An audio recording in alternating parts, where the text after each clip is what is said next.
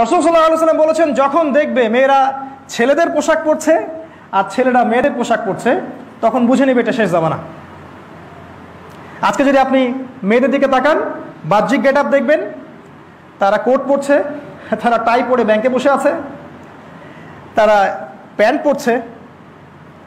আর আমরা এটাকে বলছি প্রোগ্রেস, প্রগতি, এগিয়ে যাওয়া। অপ্রতিরোধ্য গতিতে নারীরা এগিয়ে যাচ্ছে, তাই না? আজকে আমরা এগুলো বলছি।